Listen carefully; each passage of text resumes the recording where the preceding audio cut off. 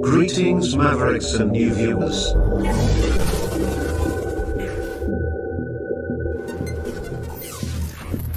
Tonight, direct and live from the Maverick News Network World Studios. This is Maverick News with Rick Walker.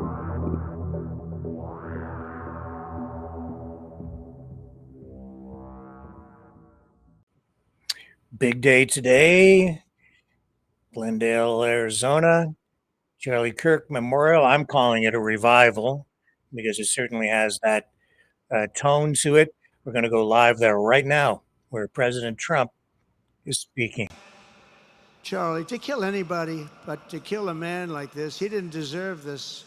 He didn't deserve this. Our country didn't deserve this. And anyone who would make excuses for it are just out of their mind. Charlie's murder was not just an attack on one man or one movement. It was an attack on our entire nation. That was a horrible attack on the United States of America. It was an assault on our most sacred liberties and God-given rights. The gun was pointed at him, but the bullet was aimed at all of us. That bullet was aimed at every one of us. Indeed, Charlie was killed for expressing the very ideas that virtually everyone in this arena and most other places throughout our country deeply believed in. But the assassin failed in his quest because Charlie's message has not been silenced. It now is bigger and better and stronger than ever before, and it's not even close. And it's rare that such a thing happens, but Charlie is bigger today than he was, think about it, just 2 weeks ago. He's bigger today than he was 2 weeks ago. Now, that may not help his friends and loved ones, of which there are so many. It may not help Erika and those beautiful children who have to suffer so horribly through this moment, but they know it's true. He's bigger now than ever before, and he's eternal. He's eternal. And I just want to say we love him. And he's looking down at us right now, and he's saying, wow, that's a great crowd. He's saying, that's a great crowd.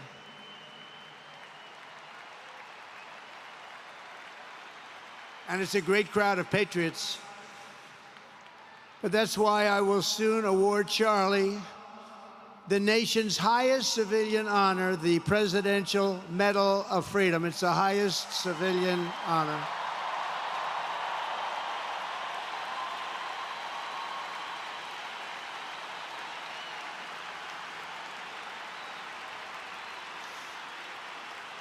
And we will do the ceremony at our beautiful White House in a very safe Washington, D.C., a place that Charlie truly revered. You know, we stopped the crime in Washington, took 12 days. Now you can go to restaurants, you can walk down the middle of the street with your wife. You can have your wife walk alone down the middle of the street. She's going to be in good shape. What a difference. What a difference good management really makes. But it's, I'm so proud of that Washington, D.C. You know, it's one of the worst in the nation, in the world. And now it's considered a very safe city. And it's also, I passed it yesterday, I went through it, and the lawns are good. It's like a different place. It's like the tents are gone, the threats are gone, the gangs aren't there. We got rid of, you know, we took out 1,500 career criminals, 1,500. If you have 3 career criminals, that can make a big difference. But I'm so proud of Washington, D.C., and now we're going into Memphis. And we'll get that one straightened out fast. And then we're going into some others, but we're going to go to Chicago, and we're going to have Charlie very much in mind when we go into Chicago. And we'll get that one straightened out. You have an incompetent governor who, he thinks it's okay when 11 people get murdered over the weekend. He thinks you don't have any crime when 11 people get murdered and 28 people get shot. He says he's got crime. No, they don't have it under control, but we'll have it under control very quickly. So we're going to be doing that. And Charlie loved what we were doing. He was so proud of what happened. He was there to see it. He's so proud of what happened in Washington, D.C. As you know, the depraved assassin who planned and executed Charlie's killing has been arrested and charged with capital murder. God willing, he will receive the full and ultimate punishment for his horrific crime. It's a terrible thing. Because you can't let that happen. You can't let that happen. Can't let it happen to a country.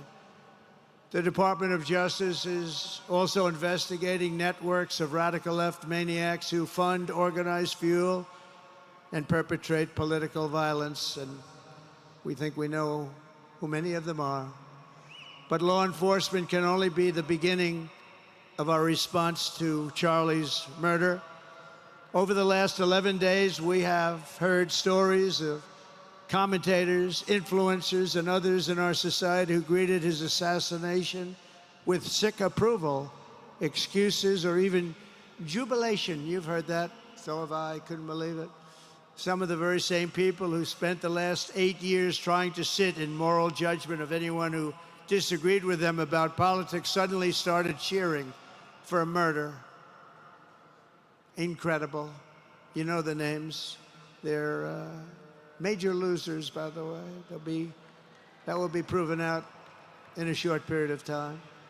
Some of the very people who call you a hater for using the wrong pronoun were filled with glee at the killing of a father with 2 beautiful young children. And the same commentators who this week are screaming fascism over a canceled late-night TV show where the anchor had no talent and no ratings, last week were implying that Charlie Kirk deserved what happened to him. No side in American politics has a monopoly on disturbed or misguided people. But there's one part of our political community which believes they have a monopoly on truth, goodness, and virtue, and concludes they have also a monopoly on power, thought, and speech. Well, that's not happening anymore. We've turned that corner very quickly. Tragically, atrocities of this kind, and kind that we saw in Utah, of all places, are the eventual consequence of that kind of thinking. If speech is violence, then some are bound to conclude that violence is justified to stop speech. And we're not going to let that be justified. The tradition of reason and open debate that Charlie practiced is not a pillar of our democracy. In many ways, it's the basis of our entire society. It's the right and inheritance of every free American, the greatest legacy of the Enlightenment, and among the most treasured achievements of civilization. We will defend it at all costs, and we will carry forward the torch of liberty that Charlie Kirk held so proud and so high. He was so proud, and he did hold that torch high. We will never, ever let it fail. We will never let it fail. But we're going to raise it higher than ever before. It's going to be raised, and this is the beginning. Perhaps it should be no surprise that Charlie, who spent his life speaking with the critics of these traditions, ultimately became convinced that we needed not just a political realignment, but also a spiritual reawakening. We did. And we have to bring back religion to America, because without borders, law and order, and religion, you really don't have a country anymore. We want religion brought back to America. We want to bring God back into our beautiful USA like never before. We want God back.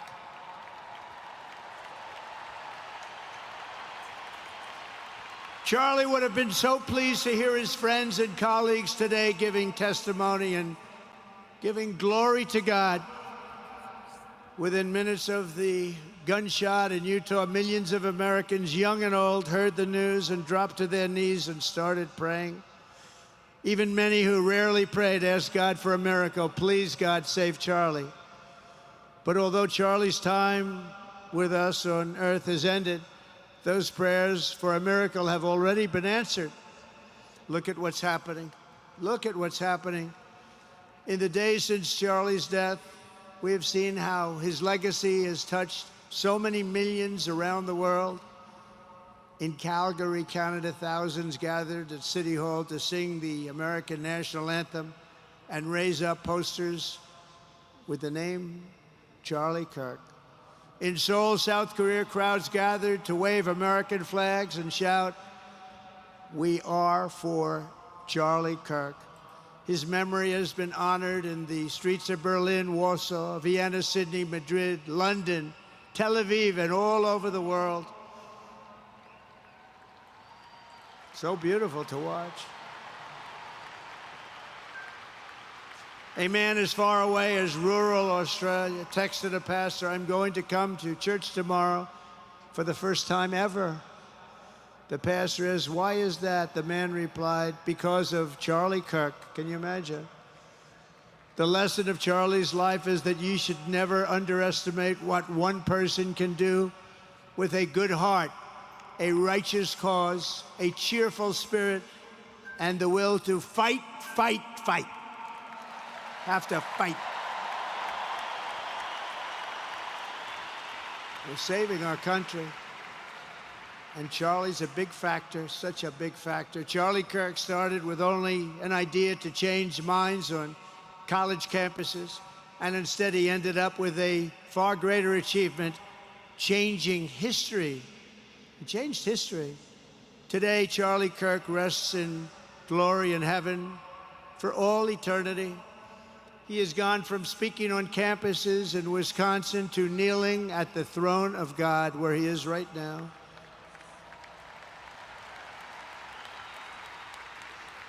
We grieve for the friend and leader that we have lost, but we go forward strengthened by his faith and bolstered by his courage and inspired by his example to defend the country he lived for the freedoms he died for, and the values in which he so deeply believed. He believed in values that we should all believe in. Charlie created something very special. It's called Turning Point USA. And under the leadership and love of Erika, it will become bigger and better and stronger than ever before.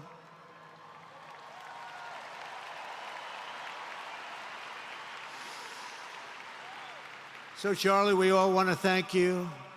We want to say a very loud God bless you, Charlie. God bless you for what you've done is incredible. And God bless Erika and the children. God bless the United States of America. And could I ask Erika, please come out. Erika, please come out. Thank you.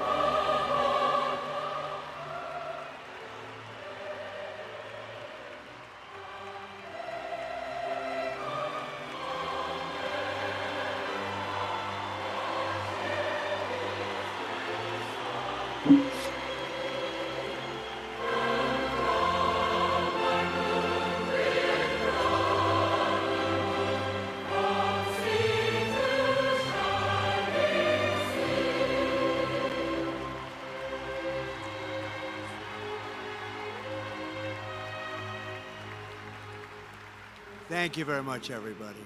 Thank you very much, and good luck. God be with you. Thank you.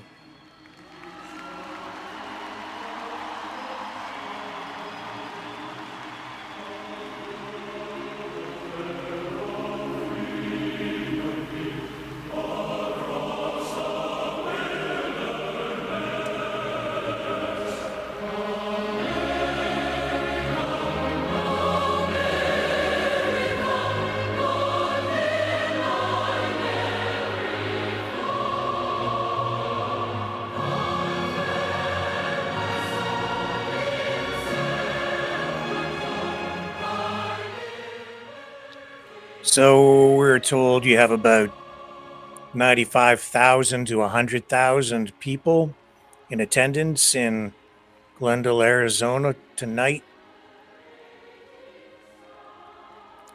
Heavy security and a day-long event. that, as I say, was more like a spiritual revival than just a memorial. It was also very political, with many political figures speaking, but that to be expected, given that Charlie Kirk has been a very prominent conservative political figure in America, and was from the time he was a youth, still young at the time of his killing. And this has been, I would say, politicized today and prior to this, so that it has become a worldwide moment, milestone in American and even world history.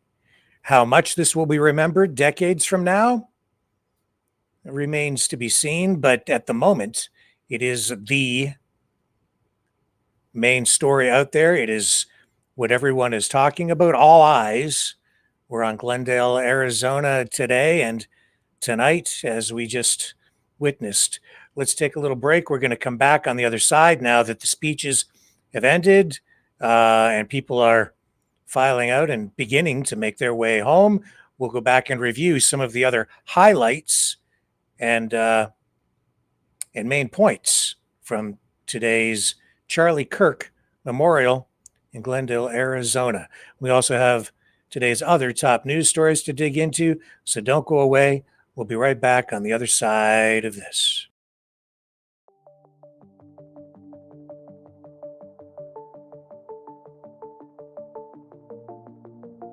Greetings, brave Mavericks.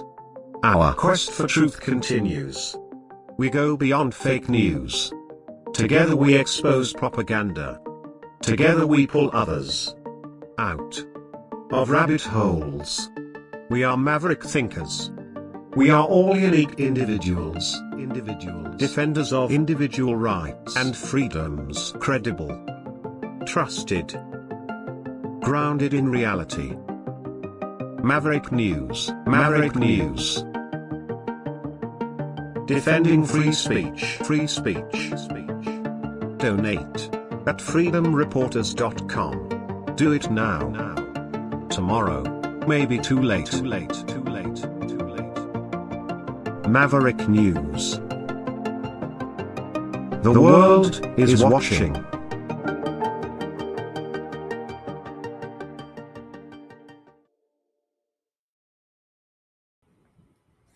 Okay, we're back. So, as I say, it was a day of politics as much as remembrance for Charlie Kirk. Let's just backtrack. Let's start with some of the comments that Erika Kirk made. We'll rewind a little bit and give you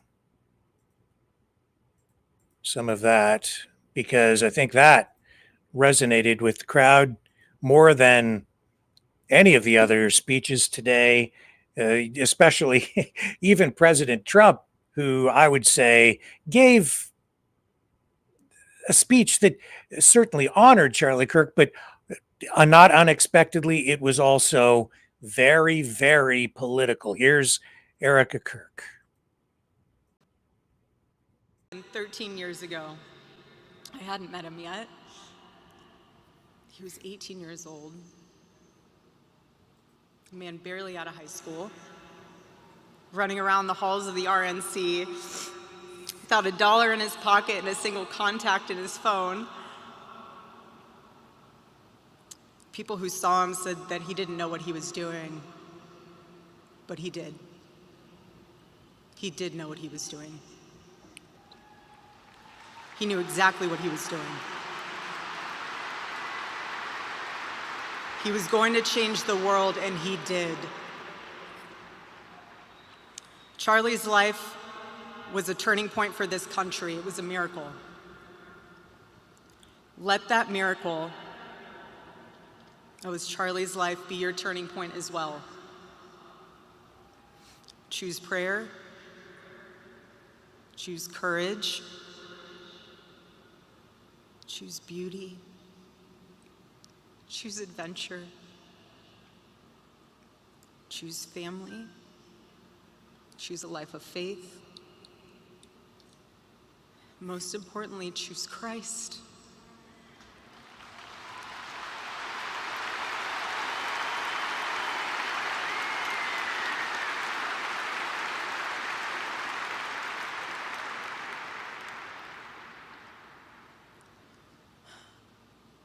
I love you, Charlie, baby. And I will make you proud. God bless you all, and God bless America.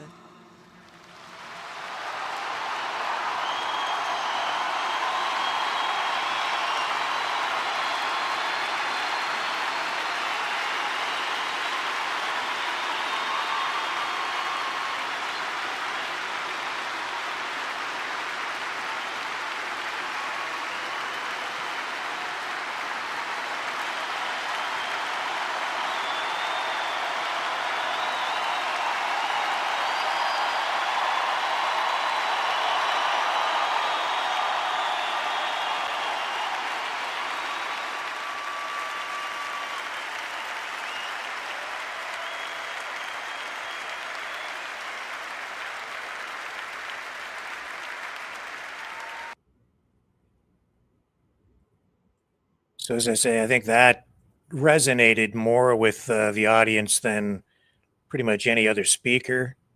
Here's a little bit of J.D. Vance. Hang on just a moment. Okay. We may have lost it. May have lost the feed. Hang on a second. Take a little break, and I'll get it for you on the other side. Hang on.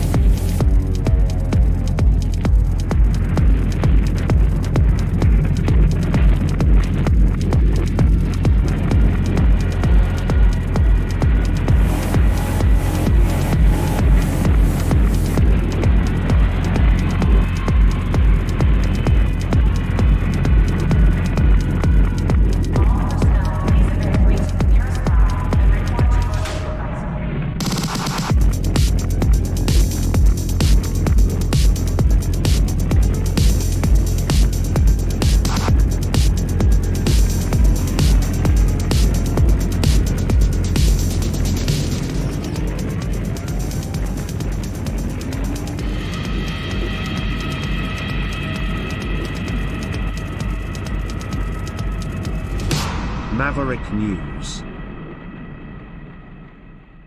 The world is watching. Okay, here's the J.D. Vance. It was the vehicle for bringing the light of truth to dark places. And Charlie Kirk brought many truths in his life.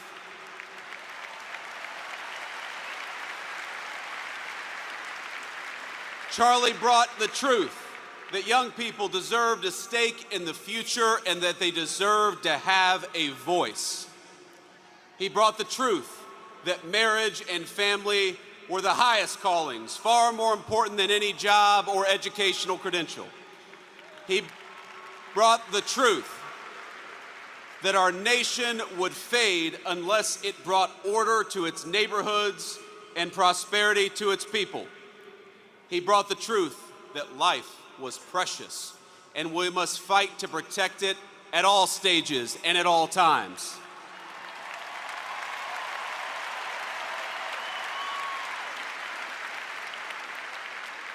But most of all, Charlie brought the truth that Jesus Christ was the King of Kings and that all truth flowed from this first and most important one.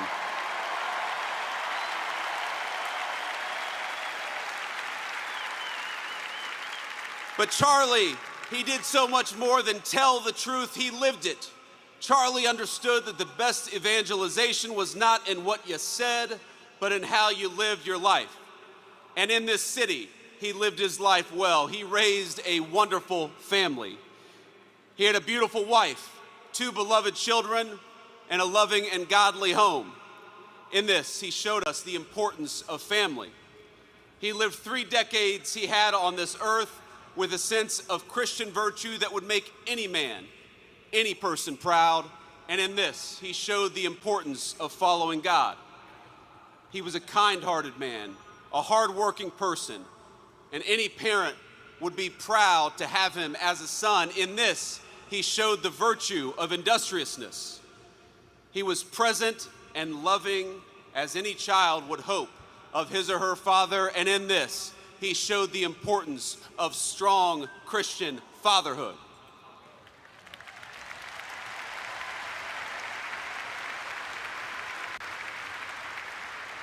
He was fearless and he was bold as any follower would hope would be true of a leader.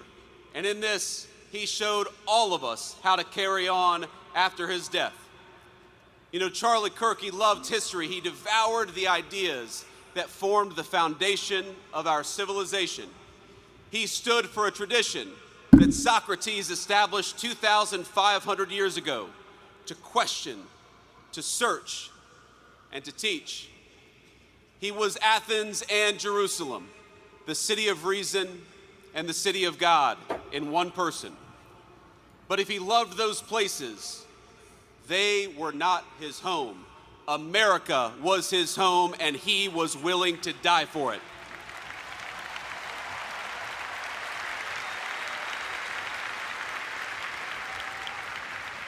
You know, Charlie, he loved this country with a contagious intensity. Anybody who talked to him knew it and felt it.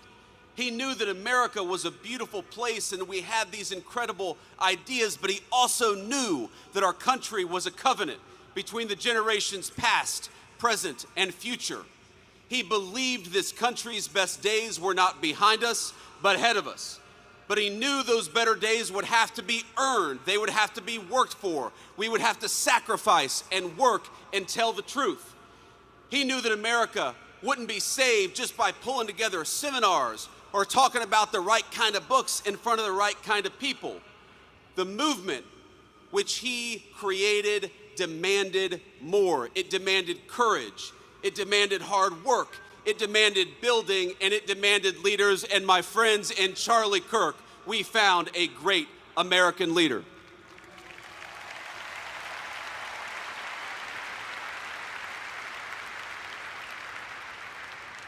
Now, our whole administration is here, but not just because we love Charlie as a friend, even though we did, but because we know we wouldn't be here without him. Charlie built an organization that reshaped the balance of our politics. Turning Point brought millions of young people into conversation with one another, brought millions of people into advocacy. He asked of us, not just that we talk about saving our country, but that we actually go and do it, and we do it together.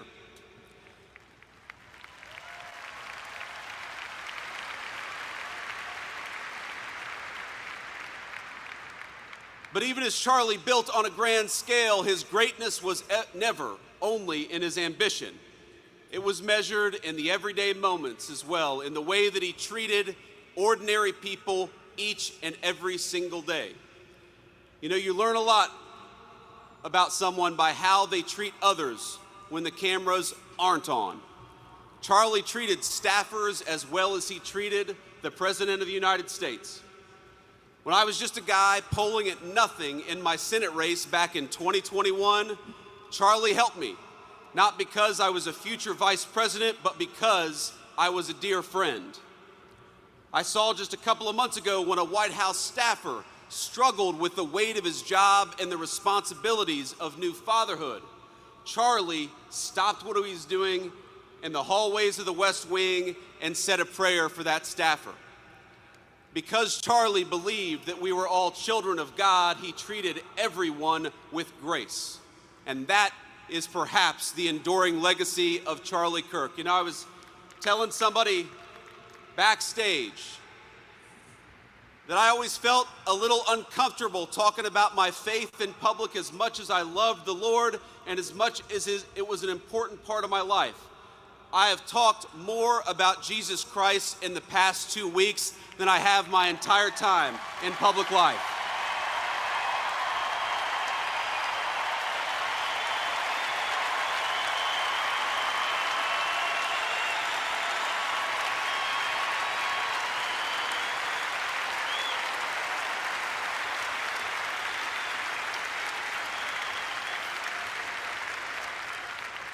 And that is an undeniable legacy of the great Charlie Kirk. You know, he loved God. And because he loved God, he wanted to understand God's creation and the men and women made in his image. Now, much has been said over the last week about Charlie's ability to approach any topic, any person in good faith, an achievement that was only possible because Charlie knew that we were all children of God. He knew deep down the truth of Scripture. And from that confidence, everything else flowed. That unshakable belief in the gospel led him to see differences in opinion, not as battlefields to conquer, but as way stations in the pursuit of truth. He knew it was right to love others, your neighbor, your interlocutor, your enemy. But he also understood his duty to say what is right and what is wrong, to distinguish what is false from what is true.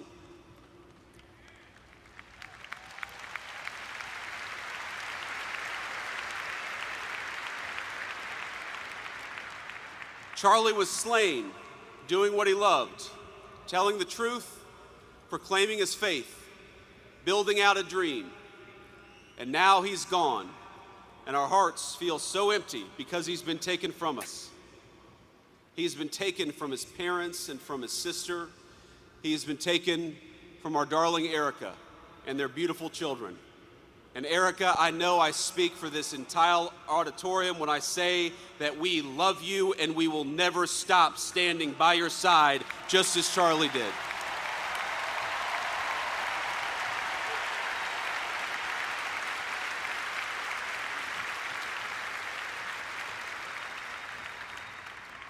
He was taken from us by those who despise the virtues that actually made our civilization great to begin with: dialogue, truth-seeking, family, and faith. In the wake of his death, we have seen some of the very worst parts of humanity. We have watched people slander him. We have watched people justify his murder and celebrate his death.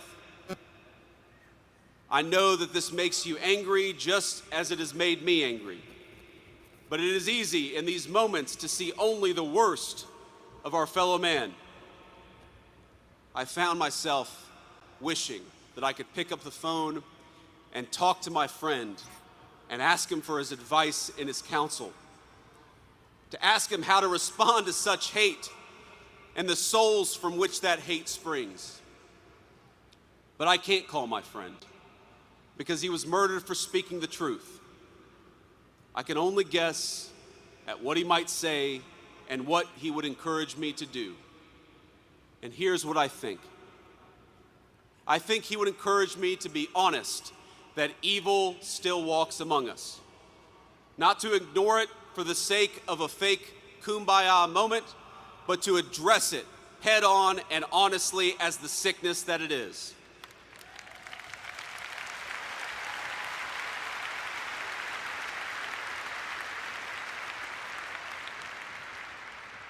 But I also think he would encourage me, he would encourage all of us to focus on the good. He would encourage us to remember that for every hateful voice celebrating his murder, there are 1,000 people mourning it and fighting for his legacy every single day.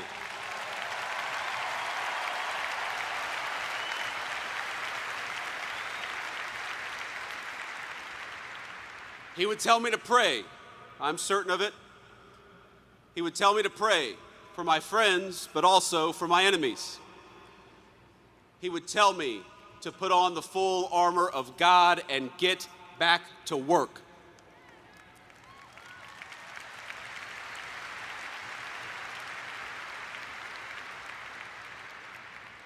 He would tell us to commit ourselves to telling the truth and to fight for that truth each and every single day.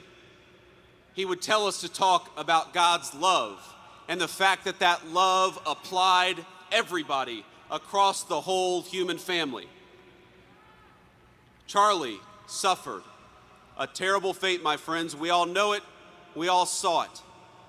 But think, it is not the worst fate. It is better to face a gunman than to live your life afraid to speak the truth.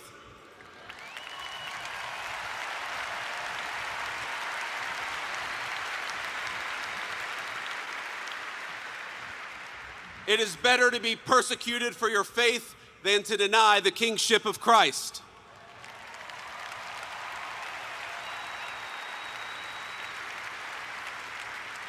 It is better to die a young man in this world than to sell your soul for an easy life with no purpose, no risk, no love, and no truth.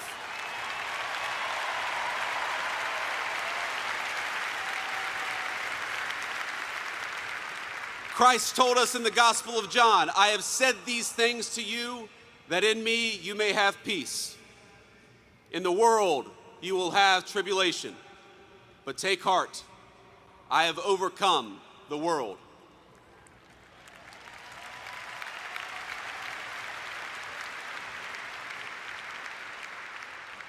Charlie took heart, and now we must do the same.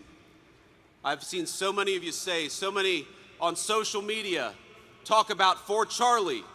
We must do this for Charlie. For Charlie, we will speak the truth every single day.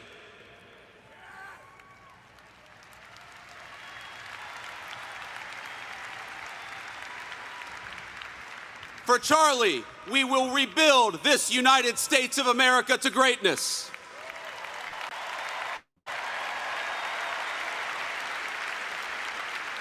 For Charlie, we will never shrink, we will never cower, and we will never falter, even when staring down the barrel of a gun.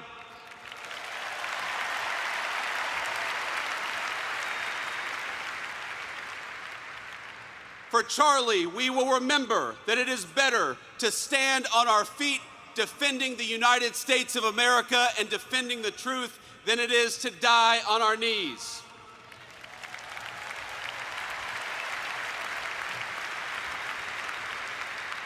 My friends, for Charlie, we must remember that he is a hero to the United States of America and he is a martyr for the Christian faith.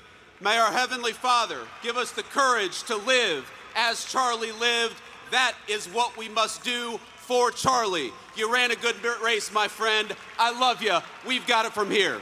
Thank you.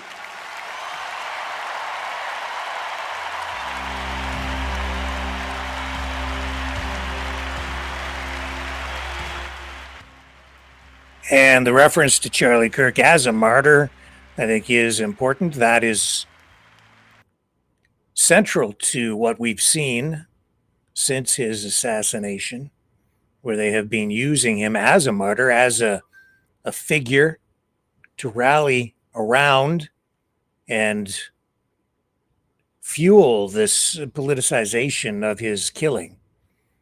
And nobody is doing that more than Stephen Miller, who, frankly, I think is looking for, well, he's using this as a pretext for political revenge.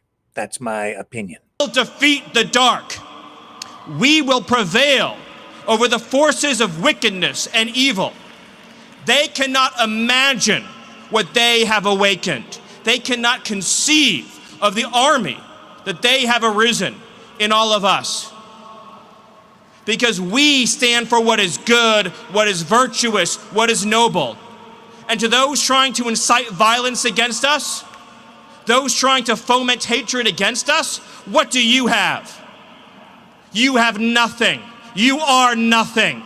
You are wickedness, you are jealousy, you are envy, you are hatred. You are nothing. You can build nothing. You can produce nothing. You can create nothing. We are the ones who build. We are the ones who create. We are the ones who lift up humanity.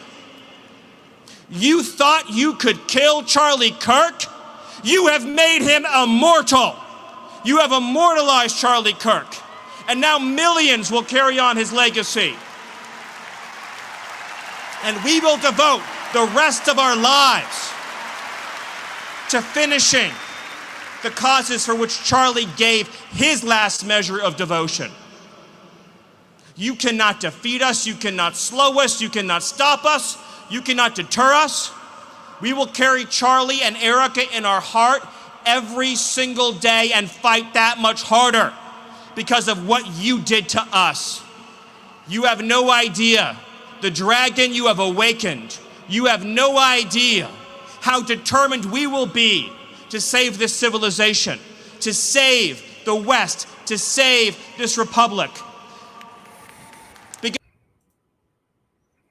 I'm getting the idea.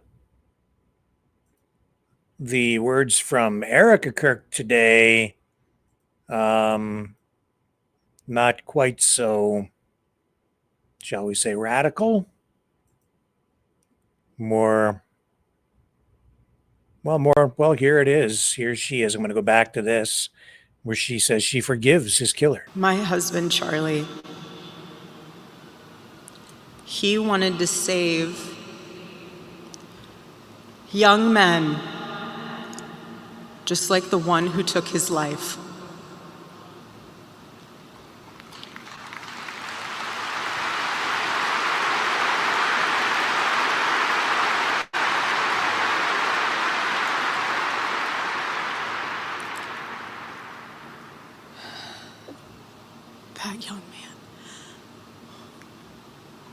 That young man. On the cross, our Savior said,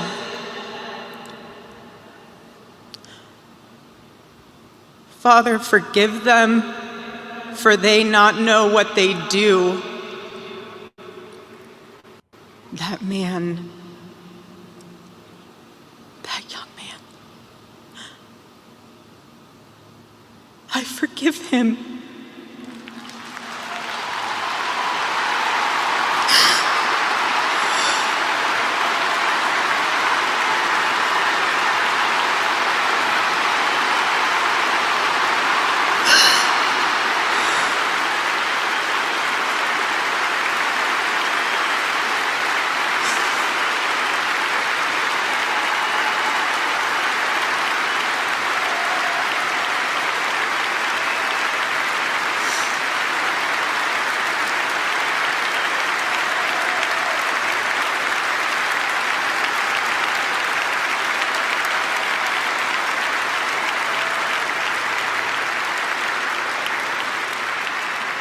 I forgive him because it was what Christ did and is what Charlie would do.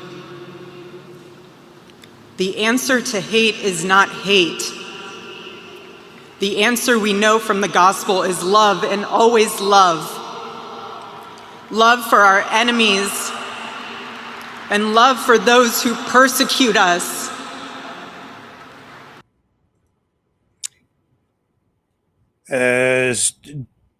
Significantly different tone and message from her to what we just heard from Stephen Miller.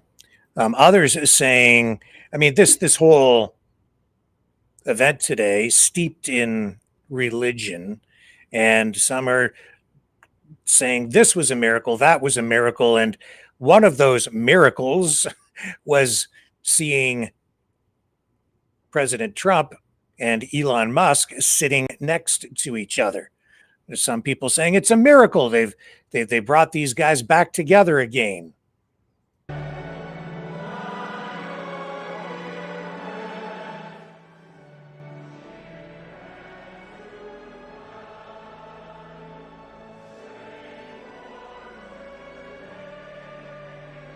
And we know they had something of a falling out, but I wondered really how much of a falling out really was it. Musk spending, what, $750 billion to get Trump elected? I guess he paid for that seat, even if they had a falling out. He's still in there. And Tucker Carlson, I believe, also spoke. We have him queued up here.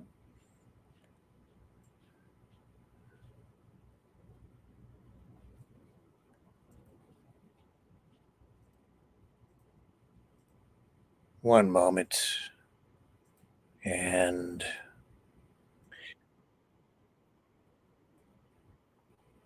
yeah, and like many other conservative or right-wing influencers, he has been guest hosting over on the Charlie Kirk show.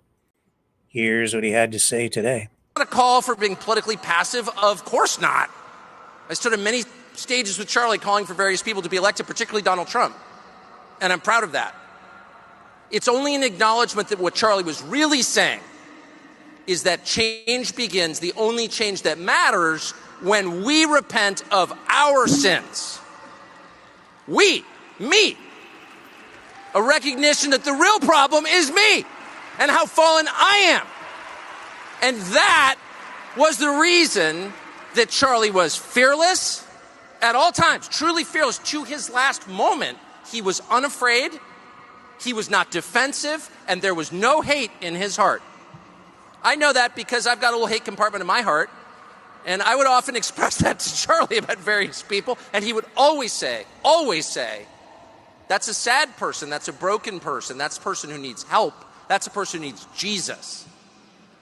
He said that in private because he meant it.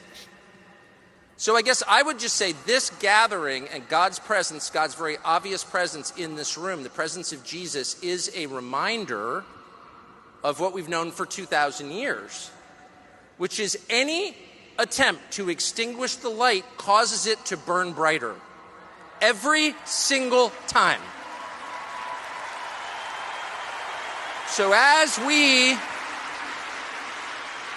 we proceed into whatever comes next, and clearly something's coming next, remember this moment. Remember being in a room with the Holy Spirit humming like a tuning fork. This is the way. Right here.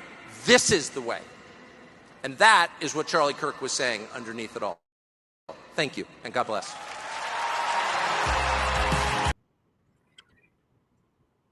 And did you hear him say, and clearly something is coming next? What is coming next? That's the question. And what is the something? I'm seeing a lot of signs that, yeah, there's something coming, and a lot of it has me very, very concerned, because a lot of it just doesn't sound very positive or forgiving at all. So those were some of the main points that I think were made today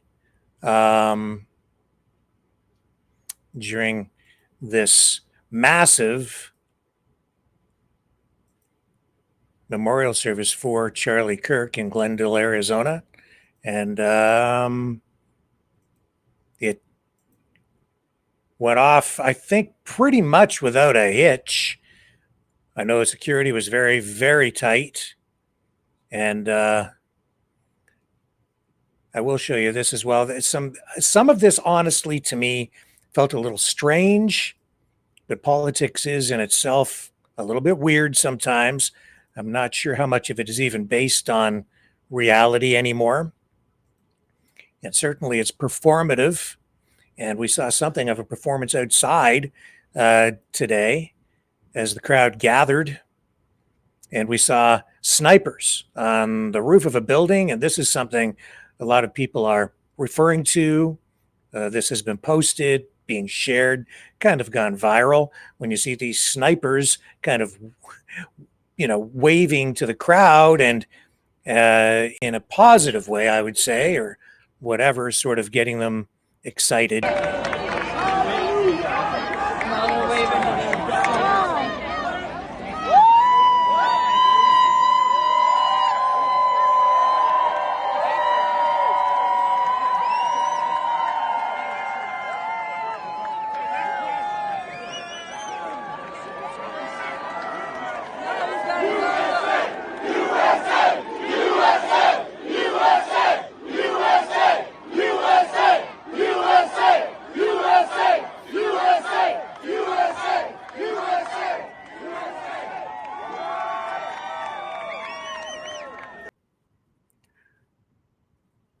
So I can't say that I've seen something like that, quite like that before.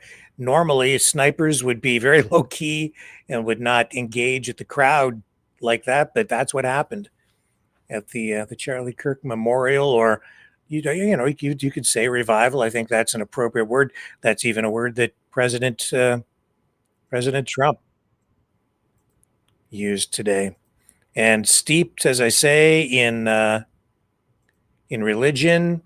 Here's an influencer who spoke today who is very, Christian oriented. Uh, Benny from the Benny Show. Also, I think he's been at times guest hosting the Charlie Kirk Show, along with some of these other conservative celebrities. Here's part of what he had to say.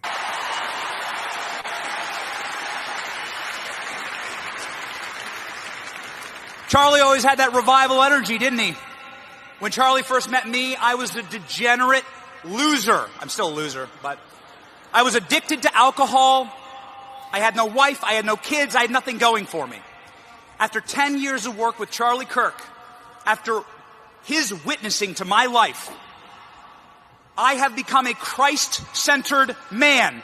I am happily married to the woman of my dreams, sitting right there with our youngest son, who just turned 8 today, 8 months.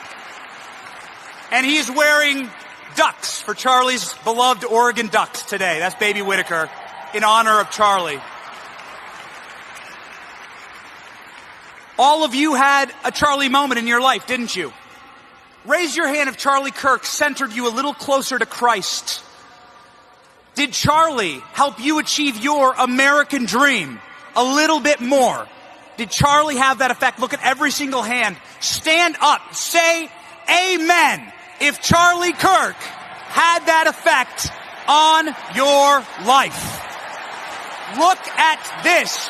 100,000 Americans, millions watching online, standing up and saying, that is the revival spirit of Charlie Kirk's life. And that is the power of martyrdom. Because Charlie Kirk is a martyr in the true Christian tradition.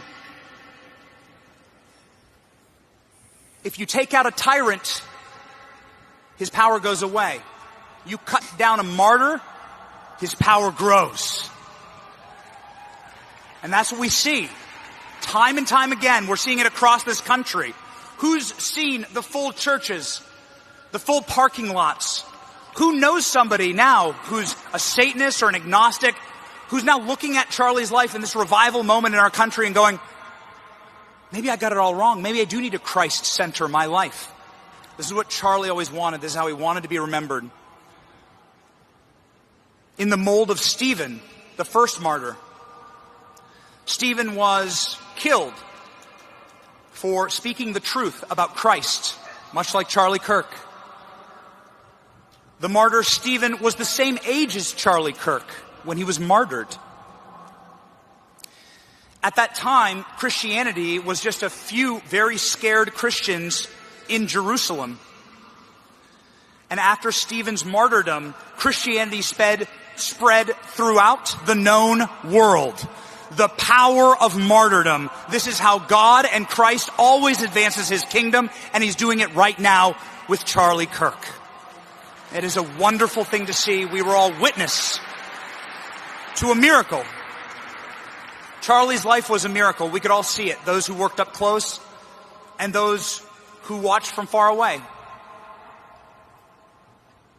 We got to witness a miracle in Charlie's life. Someone who was there that day when Stephen was martyred was Saul. Saul was the one who was taking the garments so that Stephen could be killed.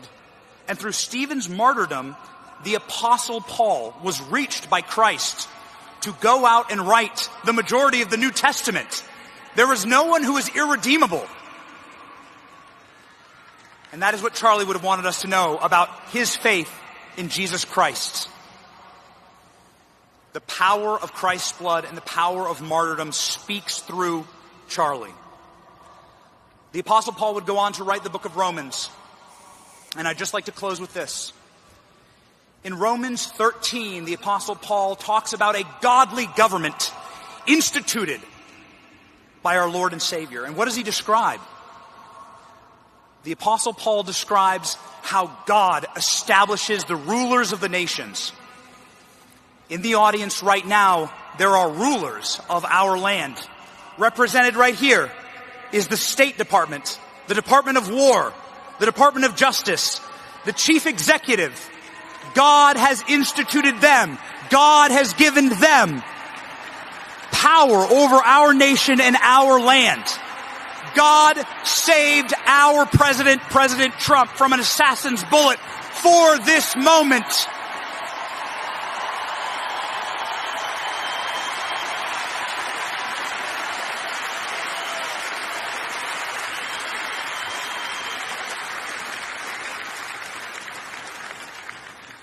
And what does the Apostle Paul in Romans say about godly leadership?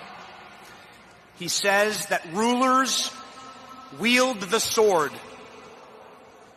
for the protection of good men and for the terror of evil men.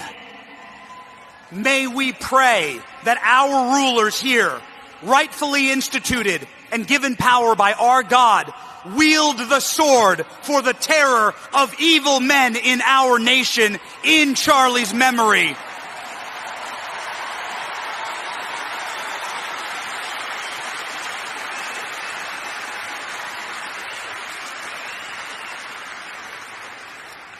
I want to live in a country where the evil are terrified and where the good and the faithful and the moral people of our nation can live in peace, debate in peace, disagree in peace, and start families in peace.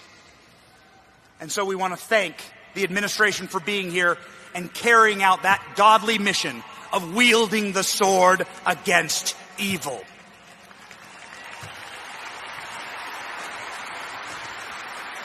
In conclusion, I'd be remiss if I didn't say this to all of the young men in the audience, and I can see so many young men out there. Charlie really reached young men and women, but this is the advice that Charlie gave me. Center your life on Christ. Fall in love.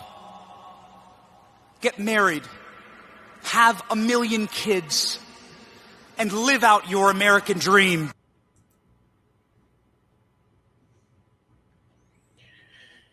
Okay, we're going to take a break, and I'm going to need some time to process everything I've heard today. There was a lot there, some of it inspirational, some of it concerning. Maybe we'll talk about them more tomorrow, but we have other news stories to highlight tonight, other top news stories of the day, which we will get into when we come back after this.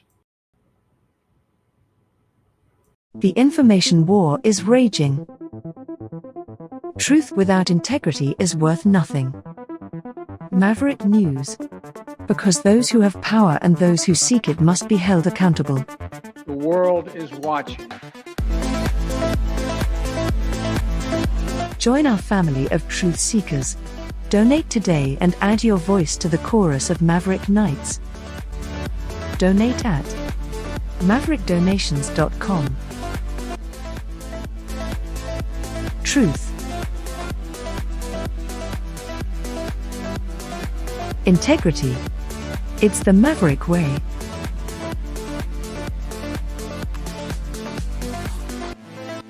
Maverick News. The world is watching.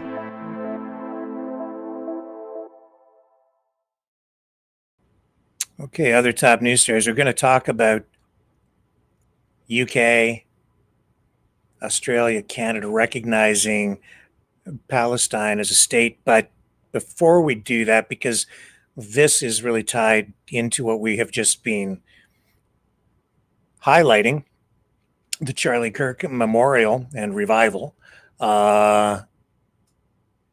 there have been some shootings in the U.S. where more people have been killed in senseless violence. This one out of New Hampshire, overnight, one suspected gunman arrested, and we have at least one person dead, and I believe some others injured as well. A 23-year-old Hunter Nadeau is accused of shooting and killing Robert Stephen DeCesar, 59 years old, with a handgun. No known connection between the two. And in this incident, 2 other adults were wounded. Now, I highlight this because in this social media post, and this ties into what we've been hearing out of Arizona at the Charlie Kirk revival, they're blaming this on a radical leftist. If you take a look on X tonight, this is the dapper detective, whoever is behind that X account, says 1 dead, multiple injured at a New Hampshire country club after a radical leftist screamed "Free, free Palestine" and started shooting. Leftists are all homicidal sociopaths. It says here's, I believe, the ABC affiliate out of that area. I heard. So when you say that he was walking to the party, was this actually at the wedding venue? No, he was not in the wedding venue. He was in the restaurant, and basically he must have came through, went right. It looked like a target that he was going right for this person. So I feel terrible for him. Did he dress him by name? Did you get the sense that they knew who? Didn't hear anything. He just came out and said. What he said? Yeah, what he said was the children are safe and free Palestine. I heard. So, see where that goes. All of this being sort of overshadowed by, not sort of, but definitely overshadowed by the memorial today for Charlie Kirk, because that has been dominating the headlines.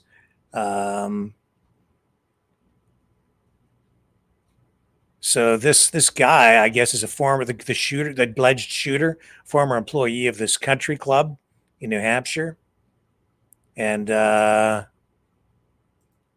we have the Attorney General queued up here with a clip. Let me bring this up, and we'll get some more details on this. I have not heard this clip yet, so I don't know what he's going to say. I don't know where this social media poster got the information where they're automatically or maybe empirically connecting the shooter to radical leftism, whatever that means. Trump says it's liberalism, progressivism. And here's the Attorney General commenting on this now investigation into the shooting in New Hampshire. Good afternoon. I'm Attorney General John Formella, and I'm joined here by Nashua Police Chief Kevin Rourke. And we're just here to provide a few updates on our investigation into the tragic shooting that took place last night here in Nashua at Sky Meadow Country Club. I want to start by just saying that our hearts go out to the victims in this case, most importantly, Robert DeCesar and his family and loved ones. Mr. DeCesar was just having dinner with his family at the country club, and his life was tragically taken. So our hearts go out to him and his family. Our hearts go out to the other victims at the event. I just want to provide a little detail there. We had 2 other gunshot victims, as we put in our release earlier. One of those victims was an employee of the restaurant. One of those victims was a patron. We had 4 other individuals suffer non-gunshot wounds. Those 4 individuals were all patrons. Now, the investigation is in the early stages, so it is possible that we may learn of other individuals who suffered wounds as they were trying to leave the club and get out of there. But at this point, that's what we know. We have the deceased, we have 2 other gunshot victims, and we have 4 non-gunshot wounds. Thanks to the quick action of law enforcement and some quick and selfless actions of patrons in the restaurant, this ended up being a fairly contained event. It lasted well under a minute, and it was not nearly as tragic as it could have been. So I want to commend Nashua PD and all of the first responders who were quick to the scene. I want to extend my heartfelt gratitude to the patrons in the restaurant who acted selflessly and quickly with more care for their fellow citizens than for themselves to help keep this a contained event and minimize this tragedy as much as it could. This is still a very tragic event, but it could have been much worse. I want to talk a little bit about our suspect and now defendant, Hunter Nadeau, 23 years old. He's a Nashua resident, and as we put out earlier this morning, he's been arrested and charged with reckless second-degree murder for shooting Mr. DeCesar. As the investigation continues, we expect that additional charges will be added, but we're in the early stages, and at this point he's been charged with reckless second-degree murder. Mr. Nadeau is, as I said, a Nashua resident. He's a former employee of the club, and I want to talk a little bit about the statements he's made and what we know about his motive. There's been reports that he made certain statements such as Free Palestine, but based on the evidence we have gathered, Mr. Nadeau made a number of statements during the event, and we don't have any evidence at this time that would indicate that Mr. Nadeau was motivated by a hate-based motivation. In fact, I would say that at this point, the evidence leads us to believe that it is more likely that Mr. Nadeau was simply trying to make a number of statements to create chaos in the moment. Again, the investigation's in its early stages, and we're still gathering a lot of information. There were a lot of witnesses present. They heard different things. They saw different things. They had different perspectives. They might remember things differently. But again, at this point, we don't have any evidence to indicate that this was a hate-based act. An autopsy will be conducted tomorrow for Mr. DeCesar by the chief medical examiner, and we expect that Mr. Nadeau will be arraigned in Nashua District Court by WebEx. At this point, we believe that arraignment will take place at 1 p.m. The court could always change its schedule. I want to reemphasize the great work that law enforcement and first responders did last night, both Nashua PD and many other agencies who came to the aid of Nashua PD. I want to again commend the selfless acts of courage by the patrons in the restaurant who, again, put aside care for their own safety and work to intervene and stop the shooter and keep this a much more contained event than it may otherwise have been. The governor has been briefed. We've been briefing the governor all night, so the governor and her team have been briefed on this, and they are aware of the details, and we're in close communication with them. I know she is monitoring this closely. Other state leaders have been kept informed and are monitoring this investigation and this situation. Just want to close by saying I know this has been a really tough last half day or so for the Nashua community and the state and all of the victims affected. Again, our hearts go out to them, and we're going to continue to work to gather information, gather evidence, and get to a point where we understand the motive behind this tragic event. We're still in the early stages, and I can't emphasize that enough. We're still in the early stages. We're less than 24 hours in, but we're going to keep working. We're going to keep gathering the evidence and the information to try to identify what the motive was here. With that, I'm going to turn it over to Chief Rourke for a couple comments, and then we'll take questions. I'm going to let this roll because I want more Again, my name is Kevin Rourke, Chief of Police. First, my thoughts and prayers go out to the DeCesar family. This was a senseless act. I would also like to commend those civilians last night who showed quick and selfless action, putting themselves in harm's way. I want to commend the officers of the Nashua Police Department for an incredible job last night. Their teamwork, their courage, and resiliency were amazing. I want to also thank our partners from our local police departments, Manchester, Hollis, Hudson, Merrimack, Hillsborough County Sheriffs, New Hampshire State Police, Mass State Police, our federal partners, the ATF, the FBI, and HSI.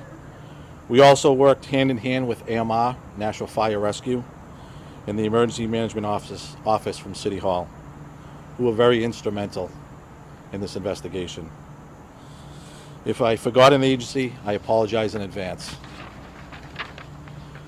This was an incredible response from our officers and our partners.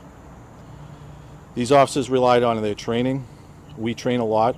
We train for events like this. You have a different amounts of information being reported to you. Put yourself in their shoes. You were told there were multiple shooters on a golf course in the dark, wooded areas, residential area, and then the venue.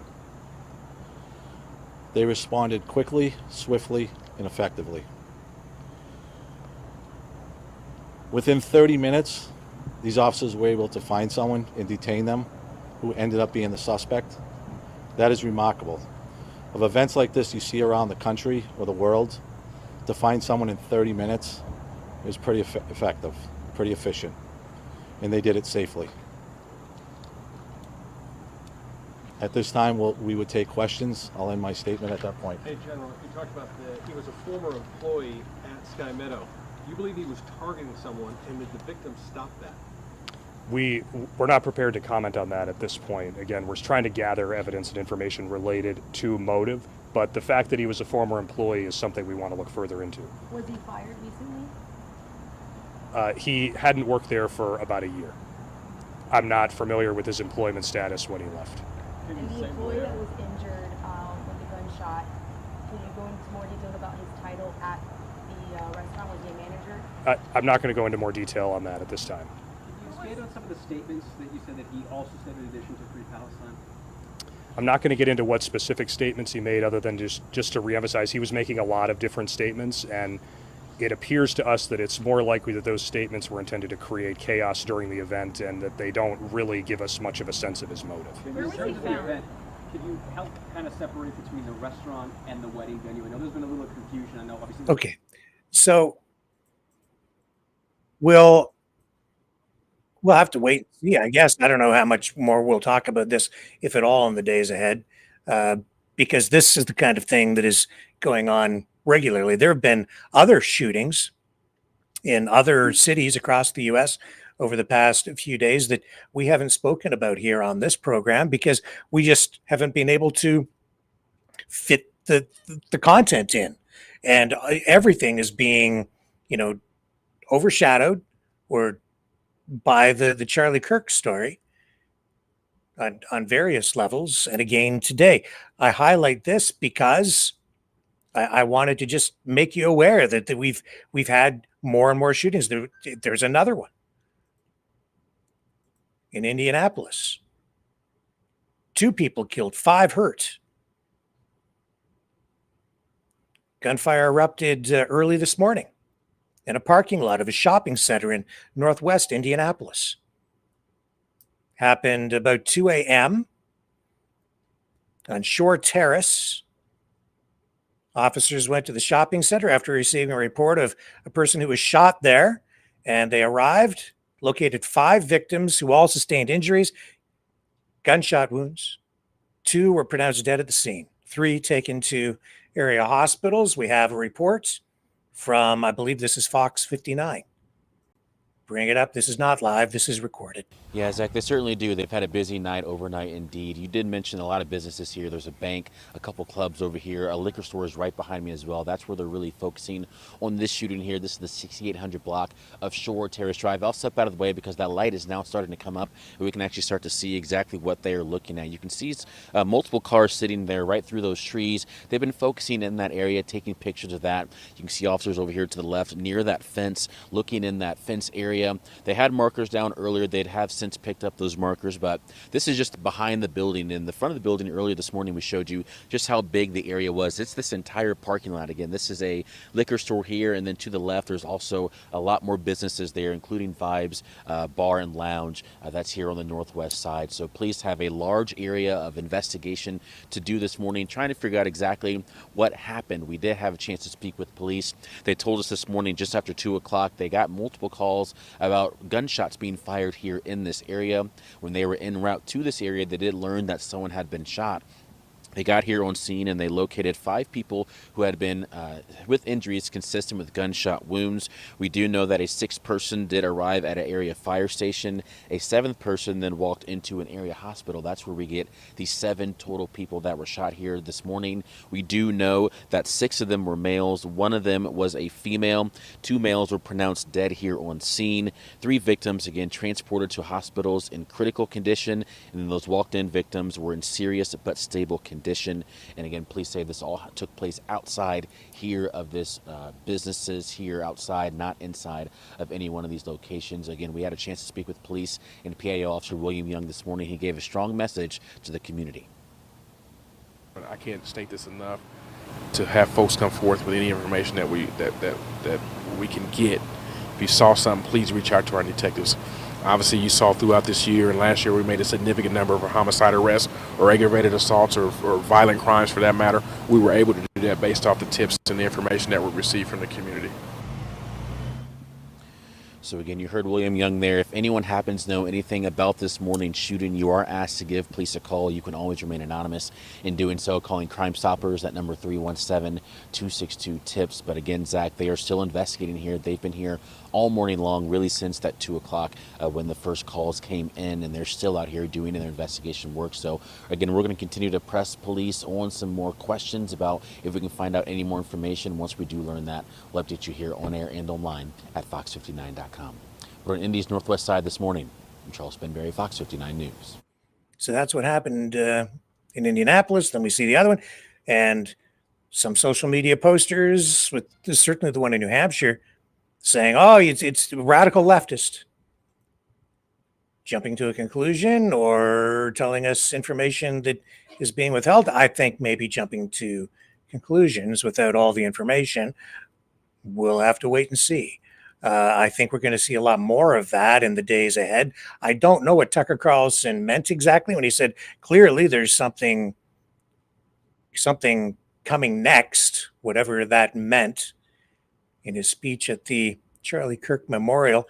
That concerns me. That's one of the things I find a little bit disturbing, because I see rhetoric on both sides, all sides of the political spectrum, ramping up and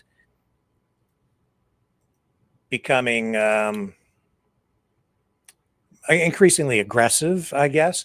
And of course, everything seems to circle back and then tie into all these, not just domestic, but even international issues, especially, as you've seen just here in New Hampshire, what's going on in Gaza and Palestine, Israel. Well, today, something happened that I think is going to inflame things even more, not just within the populace, but certainly within the circles of power globally, as UK, Australia, Canada recognizing now Palestine as a state. Here's Keir Starmer addressing this, and this is, Israel not happy about this at all.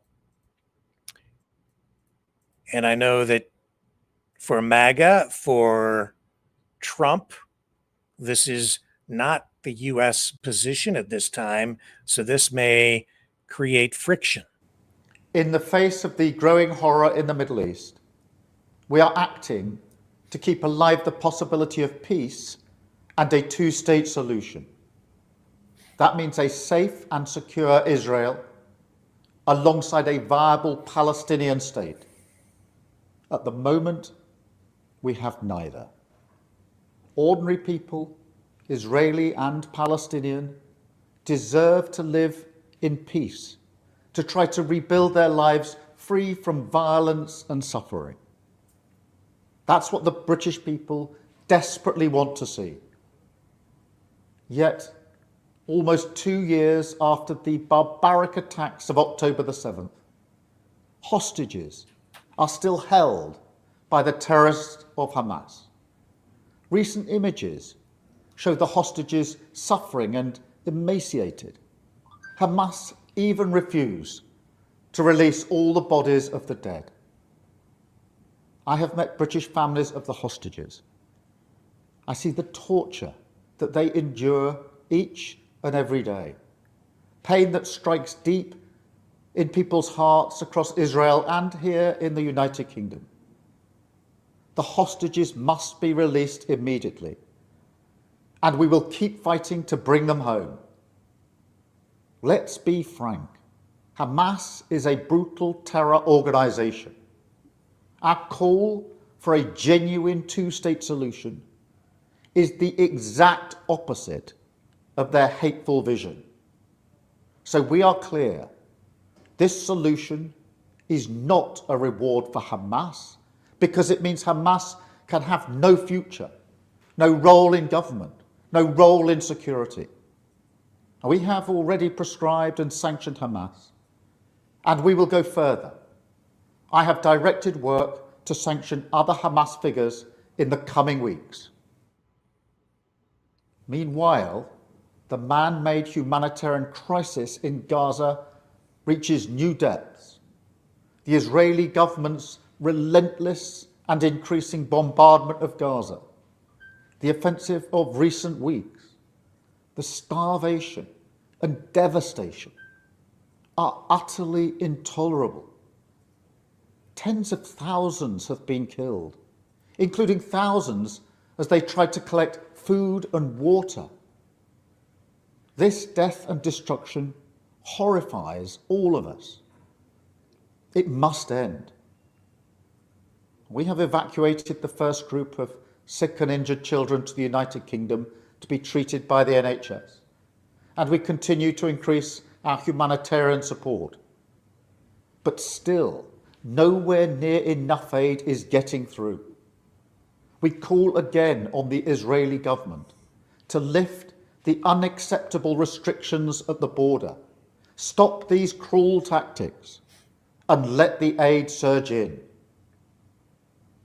With the actions of Hamas, the Israeli government escalating the conflict, and settlement building being accelerated in the West Bank, the hope of a two-state solution is fading. But we cannot let that light go out.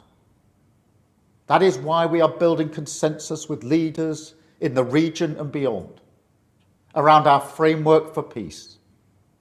This is a practical plan to bring people together behind a common vision and a series of steps, including the reform of the Palestinian Authority, that takes us from a ceasefire in Gaza to negotiations on a two-state solution.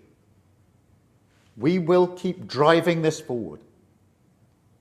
As part of this effort, I set out in July the terms upon which we would act in line with our manifesto to recognise Palestinian statehood.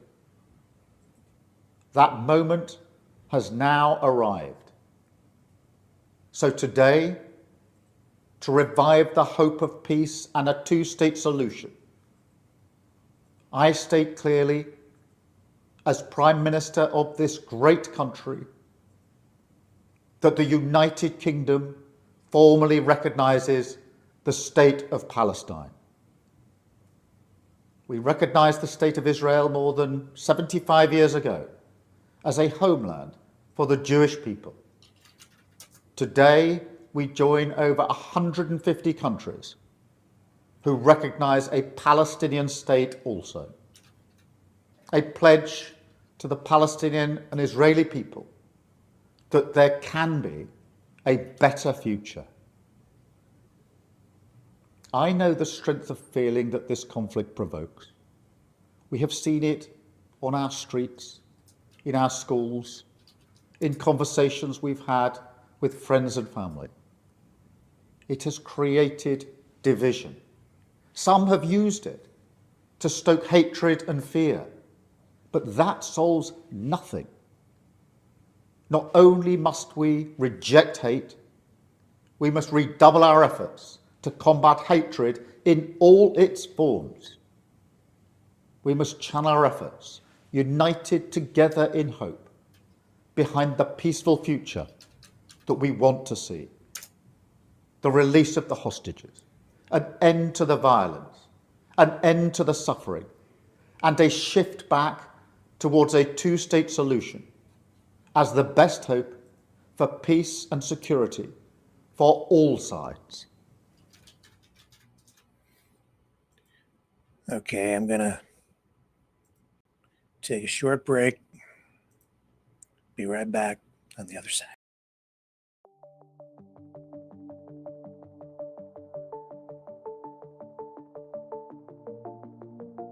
Greetings, brave Mavericks.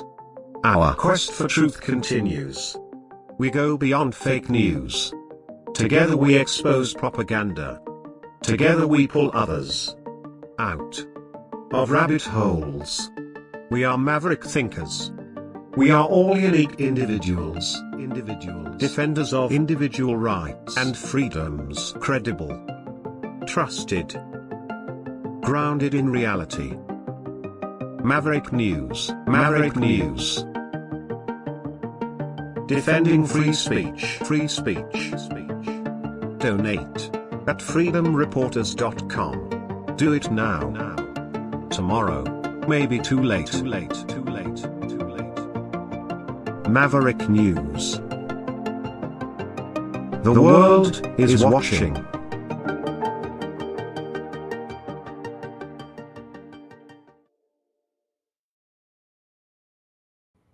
Benjamin Netanyahu has responded to Keir Starmer, Canada and Australia, recognizing Palestine as a state.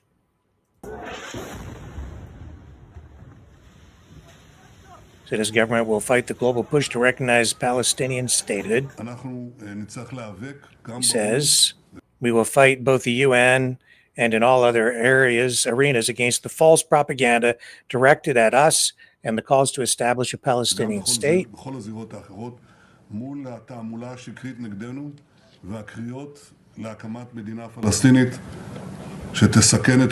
Which would endanger our existence and constitute an absurd reward for terrorism.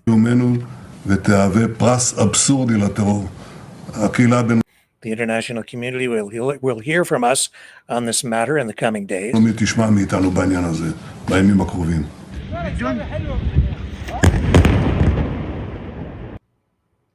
Palestinian foreign minister said state recognition was a practical step by Western nations.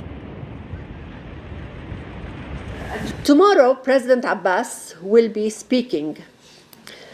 addressing the New York mini summit on the implementation of the two states. We expect, hopefully, some 10 countries to recognize the state of Palestine. And this recognition is certainly not symbolic.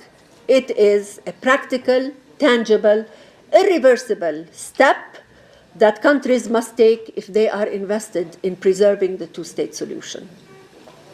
This also sends a very clear message of hope to the Palestinian people who are facing an existential threat. Israel always claims that we are under an existential threat.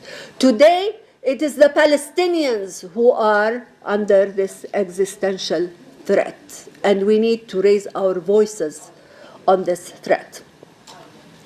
So recognizing our right to life and existence sends a clear message that war, bloodshed, settlement expansion, and annexation will not be tolerated, not by Palestinians, not by the world.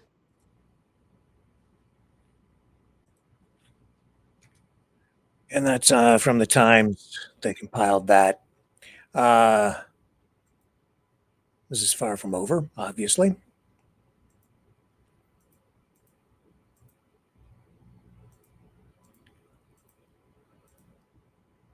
Okay, so speaking of foreign policy, this is nonsensical to me, but I risk editorializing here. I'm gonna just remind you that Trump said for a long time he wanted to get all U.S. troops out of Afghanistan. Didn't want endless wars. And there's some nuance to this, but he now says that he wants the air base, that air base in Afghanistan, the Bagram air base, he wants that back. And he's threatening basically to go to war with Afghanistan if they don't hand it over. The foreign policy of the Trump administration just, it is confusing. It is nonsensical at times, unless you're looking at it through the lens of a complete geopolitical realignment where the world is carved up into basically three spheres of dominance. One for China, one for Russia, dominating all of Eurasia, and the United States dominating the Western Hemisphere. Stick to your own territory. You don't come here. We don't go there. We're going to do what we want in Venezuela. We're going to do what we want in Greenland. Putin is like, yeah, okay, we won't touch that, but you don't come over here and you don't intervene and get too involved in what's going on in Europe as we reassert ourselves into some of these Baltic states that we want back. And we're seeing Trump say, yeah, okay, well, we're going to be, reducing our support for the Baltic states. They're going to be pretty much on their own. And you guys in Europe, you're on your own. We'll sell you weapons and make cash off that. But no, we're not really going to get involved in anything over there. And as much as he's rattling the saber against China, China is absolutely aligned with India, Iran, Russia. So I don't know how serious he is about all of that. And then with this whole thing in Afghanistan, he says that he wants the airbase there back, which is the one that Biden kind of botched the withdrawal at the time. And you saw, some Americans killed as a result of that. Trump always said that he wanted to keep that airbase. Even though he said he wanted to withdraw, he wanted to keep that airbase. He says, or the administration is saying, that that airbase is strategic because they need that in order to have a foothold into the area from which they could be within striking distance, honestly, of China. So there is a method to his madness. If you look at it through that lens, China does certainly pose an existential economic threat to the United States in a way, although I don't know why the two countries can't continue to get along and prosper together. But for whatever reason, there seems to be this zero-sum attitude that prevails. That being said, the Taliban sending a very clear message to Trump in the face of these threats from him, saying, if you don't give us back that airbase, really bad things are going to happen. Well, here's the message that was sent back to President Trump. And I'm not sure, honestly, how far Trump is willing to go to back up this threat in order to take back this airbase. Another point the brother raised, he says here, was whether if America engages with you or recognizes you, you in return would give them Bagram or not. If they recognize us and we completely rebuild Afghanistan, not only will Bagram not be given, but not even a piece of land will be handed over. This matter belongs to the emirate and to the people.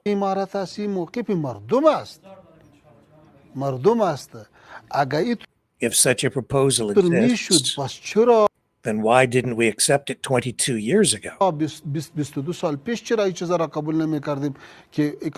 Why did we sacrifice martyrs? Everybody has martyrs these days. Go through exile and lose our leaders as martyrs. Martyrs have always been used for political purposes. What happened was the outcome of that struggle. When we were negotiating in Doha, believe me, says, we were openly telling the Americans and other foreigners from our negotiation team that we will never accept even a single person in your military uniform. Yeah. So he's saying we're a sovereign country, stay the hell out. And I don't know how far Trump is willing to go. What's he going to do to get that base back? Of course, Biden left behind all that military hardware. I don't remember how much that was worth, but it was a huge amount of U.S. military hardware. That'll be used to defend that air base if the Americans try to take it back. Trump, when I say Americans, Trump wants to take that air base back. Trump also, I think in the last 24 to 48 hours, has indicated that the United States built that air base, and that's not even quite true, because I believe that air base was originally constructed by the Soviets when they were in Afghanistan getting their butts kicked, which maybe should have been a lesson to America as it went in there after 9/11. And the other issue here is that, and I am sorry if I'm editorializing, but I'm really just trying to provide some background and analysis on this to help the conversation a little bit. But if you think about it, after 9/11 and the hunt, and then we got into the hunt for Osama bin Laden, there at least seemed to be some justification for the United States to go into Afghanistan with its allies, including Canada. But what now? Now that the United States has pulled out of Afghanistan, which is what Trump said that he wanted, now he wants to go back in and take that airbase back. And people are just the MAGA crowd, which has been, which was, yeah, we have to get all the troops out. You were adamant about that. Everybody on the MAGA side pointing to that issue, saying that it was Trump who was going to get the United States out and that Biden didn't do it right. But that's what everybody wanted, right? You wanted to pull back. You didn't want the United States involved in these countries at all anymore. So finally, the U.S. pulls out. Now Trump is threatening to go back in. And I see so many people on the MAGA side now saying, yeah, America first, USA, USA, take it back. It belongs to us. We want it back. What? Like the Panama Canal, like Greenland, and they're just cheering mindlessly for this. This seems to me to be foreign policy that is not only dangerous, but also in this particular case, completely unjustified. There's no way to, in my mind, unless I'm missing something, is there some legal or moral justification at this point for the United States to go in there and use, if necessary, military force to retake an airbase in Afghanistan, where the United States just came out after 20 years of bloodshed and turmoil and cost? And pulling out, you could argue that it might have been a mistake to completely pull out. I can buy an argument for that if you want to make sure that the country remains stable, so that you make sure that people there are safe, that the country is stable, that people have good governance, so that they're clothed and fed and have schools and people aren't being shot in the streets and they're not living under some sort of a autocratic, dictatorial, authoritarian, tyrannical government where they're suffering. But the U.S. is out. They just got out. Trump's back into power. Now he wants to go back in. Or I don't know if he wants to, but he's threatening to unless he gets what he wants. And if he's not serious about it, then this is just going to be one more situation where, Trump tacos out again? Chickens out? And what does that say about the United States? And what Trump is really all about. I think that his credibility is on the line here with this one, and his judgment.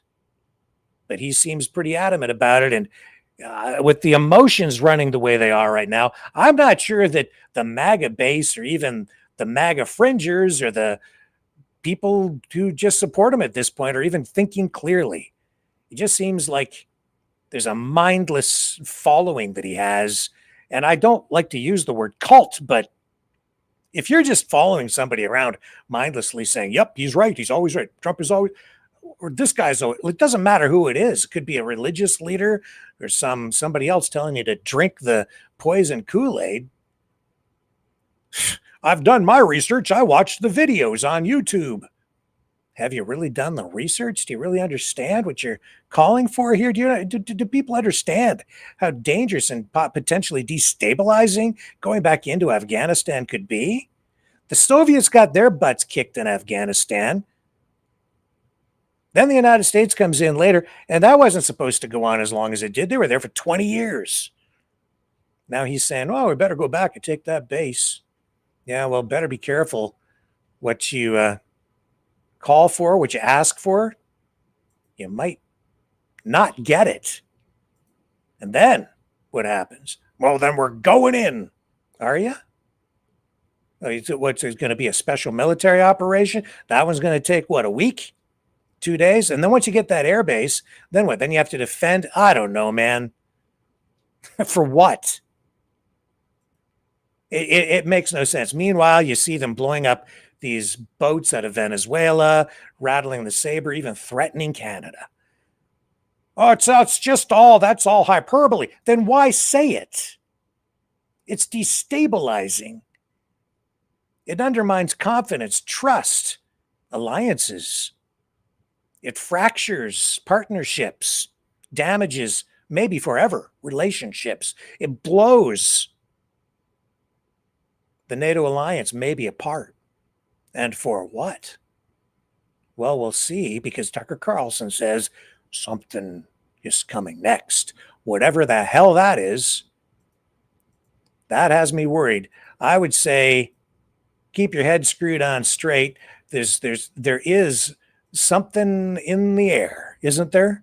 Yeah, I don't think you have to look too far. Let's just look over here for a moment. What is this? Truth Social, I think, right?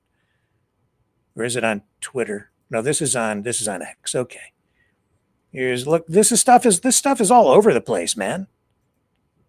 People calling for war, people characterizing their political opponents as evil and the enemy. This is dangerous. This post here saying, right here, I've never attended a memorial that required me to keep my head on a swivel to make sure some radical leftist doesn't kill me.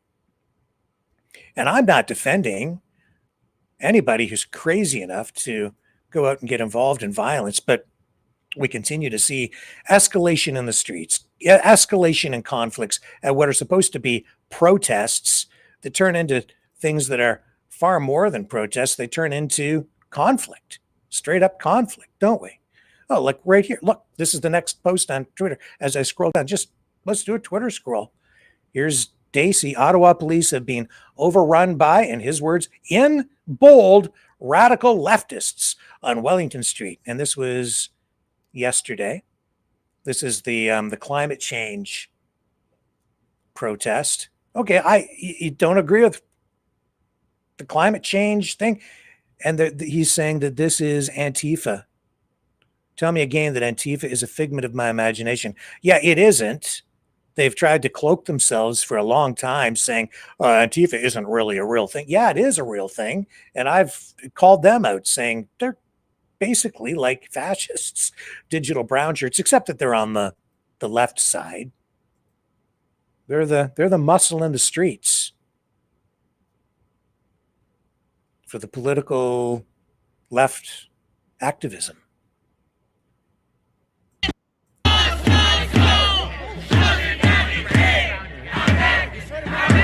Yeah, I'm not Chris Stacey doing his thing out there. I'm just saying I'm just seeing that phrase now thrown around so much, and more concerning and worrying, the word terrorist. And that is really, if you go over to some of the other social media platforms, you see it on X. I see it even more on some of the really on the platforms like Gab, where it's like more dedicated to the political right. And it's just that language of terrorism. And we're seeing it even be used now by people within the Trump administration. But like right here, 3 years ago, Joe Biden gave an address to the nation called Donald Trump and his MAGA Republicans a threat to our democracy. Yeah, and that was, over the top too. And that blood red background that he had, that was certainly inflammatory. Present an extremism that threatens the very foundations of our republic. Now, I want to be very clear up front. Not every Republican, not even the majority of Republicans are MAGA Republicans. Not every Republican embraces their extreme ideology. I know, because I've been able to work with these mainstream Republicans. But there's no question that the Republican Party today is dominated, driven, and intimidated by Donald Trump and the MAGA Republicans. So that was his message. That was how long ago was that now? Was that 2 years ago, 3 years ago?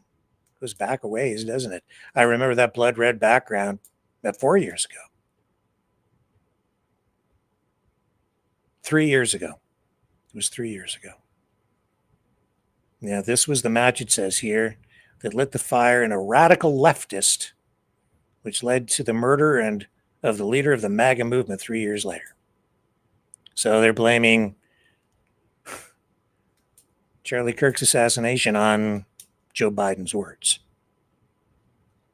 This is why everything is it's spiraling. President Trump has confirmed he supports labeling Antifa and several other radical leftist organizations as terrorist organizations and plans to bring RICO charges against all leftist agitation groups. Yes, given with all that's going on with Charlie Kirk's assassination and the left-wing violence going on, do you have plans, and actually this is a great opportunity with all these, do you plan on designating Antifa finally a domestic terror organization? Well, it's something I would do, yeah. If I have support from the people back here, I think we'd start with Pam, I think. But I would, if you give me, I would do that 100%. And others also, by the way. But Antifa is terrible. Are there other groups that you can think of? There are other groups, yeah. There are other groups. We have some pretty radical groups, and they got away with murder. And also, I've been speaking to the Attorney General about bringing RICO against some of the people that you've been reading about that have been putting up millions and millions of dollars for agitation. These aren't protests. These are crimes, what they're doing, where they're throwing bricks at cars of ICE and Border Patrol. And they come in with a beautiful new car. They're so proud. It's Border Patrol, ICE, it's got whatever it is. And they're throwing rocks at it. Next post. I agree. This is from somebody named Dennis with swords on each side of his name. I agree with JD. There will be no unity with radical leftists and Democrats who celebrate a political assassination of an American, ... I'm done, ... Holy crap, it says, just went off on people who are calling for unity with these lunatic radical leftists. There's no unity with people who celebrate Charlie Kirk's assassination. JD had enough. Yeah, it's bad on both sides, man. It's very divided. And then who was it that was saying, I think it was Benny, who said at the memorial today that he wants the political opponents who are evil to live in fear. That concerns me, that kind of language. Because if you're no longer going to talk to your political opponent, if you're going to treat them as the enemy, and you can't find a way to live together, then you're going to fight. And how far are you going to take it? Well, we're seeing that language online, and it's ramping up on both sides. But I'm particularly seeing it right now because of the Charlie Kirk killing on the right. and the people there are ramped right up. And they're using the words war, civil war. I go to YouTube and suggested videos. It's just like, oh, here's another one. War, civil war, calling for war.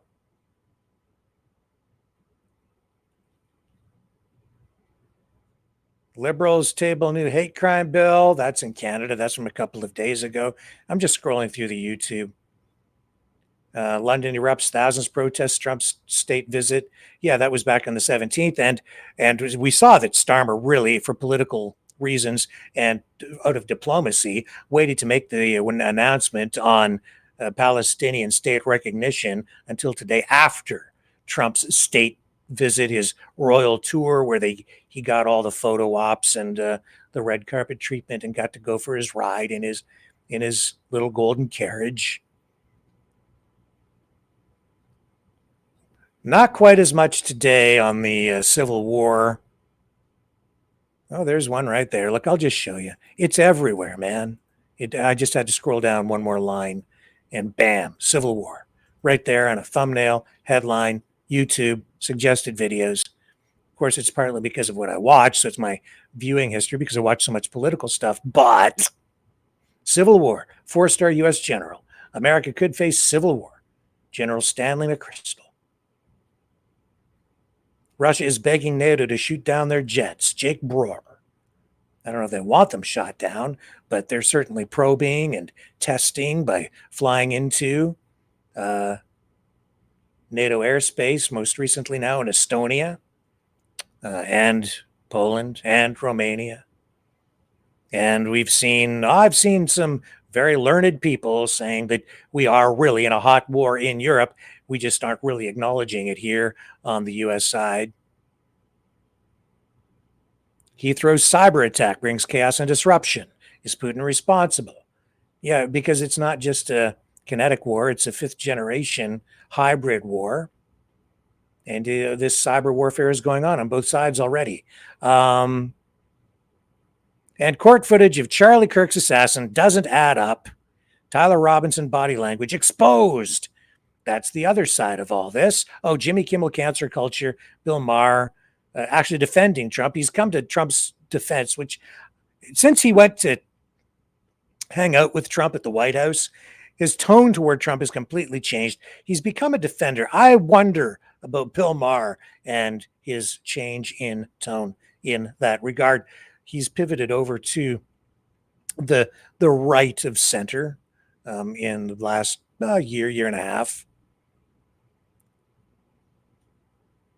Defending Canada without help from the United States. Your morning, CTV, your morning. Because trust has been violated. Canada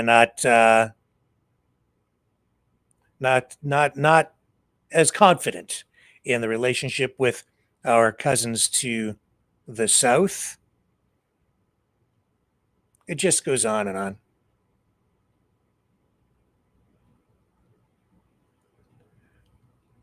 We're in trouble. I think. Silence tonight. We are all Jimmy Kimmel, blah, blah, blah, 2 days ago. And back to, the censorship stuff and free speech, that issue. We've seen today Conan O'Brien come out. I think I've got him. I'll just call it back up.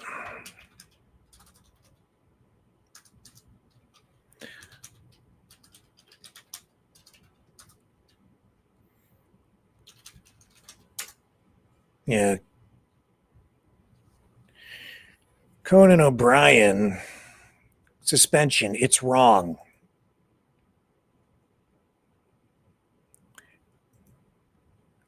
Actually, this is from a couple of days ago, but he's kind of like he's sort of I would say in terms of ratings and recognizability, Conan O'Brien, kind of the last in the late night TV show hosts in terms of ratings and profile. There it is. Finally came up. Conan O'Brien says Jimmy Kimmel suspension should disturb everyone. It's wrong. Yeah, O'Brien not as political as a lot of the others, but political, and certainly not getting the attention that, say, Jon Stewart got with his monologue defending Jimmy Kimmel and his suspension or cancellation, whatever that ends up being. And then you go back to YouTube and you see the other thing that's out there as well is all the conspiracy stuff or the truth stuff, however you want to look at it, people questioning the FBI investigation into the Charlie Kirk assassination. And they're honestly, I have to say, I think the investigation has been sloppy. I think the information they have conveyed to the public is full of holes. I'm not buying some of the evidence they are putting out there because it seems inconsistent. So I have doubts. I want more information before I come to any conclusion about what it is they're telling us with regard to this highly political assassination, killing, memorial, and revival. Steeped in religion, faith. What do you believe? Oh, the liberals, they're evil. I'm very worried about it, especially when I hear things like, I want my enemy to live in fear. And when the president of the United States stands up and literally said during that memorial tonight that he hates, used the words, he hates his political opponents, even though he said Charlie Kirk wasn't about that and is probably angry with him looking down from heaven at him. And I've actually called out some politicians using similar rhetoric over the past, year and a half, where I've had some political leaders on the program and I've said who have said that the liberal government is my enemy, is your enemy. They've said Russia's not your enemy, your government is your enemy. And I came back and I said, well, I don't really view it that way. I think that, liberals, I don't think they're my enemy. They may be my neighbor. And I think that is, for me, that's true because I have a lot of liberals that live around here, members of the actual Liberal Party, lots, and I don't consider them my enemy. I go to the grocery store and we don't break out into fisticuffs. We're seeing more of that on the U.S. side, which I want no part of. And yeah, you're seeing this, this really, I'd say, shaky investigation led by the Kash Patel FBI, and I don't think he has shown himself to be a very strong FBI leader at this point. I think it's partly because of his shaky leadership in that role as the FBI director that has resulted in some of this. I just don't have a lot of confidence in him. I have more confidence in Dan Bongino than I do in Kash Patel. And he's the deputy director. Maybe it should have been the other way around, but in any event, we're seeing right here, Michael Savage destroys Sean Hannity over Charlie Kirk. I haven't watched that video, but I did see part of a separate video from Michael Savage, also a prominent conservative influencer, very MAGA oriented, who says he just doesn't buy the investigation, doesn't buy the evidence the FBI is putting out with regard to the Charlie Kirk assassination. It's a powder keg still tonight in the U.S. because of this Charlie Kirk killing, and it's going to continue to be that way. Let's hope and pray, folks, that cooler heads prevail, or that cool heads prevail in the end, and that violence is avoided. It just sure seems like some people want some sort of a war. all I can do is sit here and try to give you information that is factual. And everybody throws that word truth around. I'm just going to try to give you facts and perspective that will help get us all closer to the truth, whatever that is. And these days, it's very hard to know what the truth is. And with that, I will leave you with this Maverick and the News Brothers tune, this new one, which is honestly, it's already become one of my favorites out of our collection of creations, musical creations. This one is It's All Fake. I will see you back here tomorrow, 7 p.m. Eastern, on the flip side.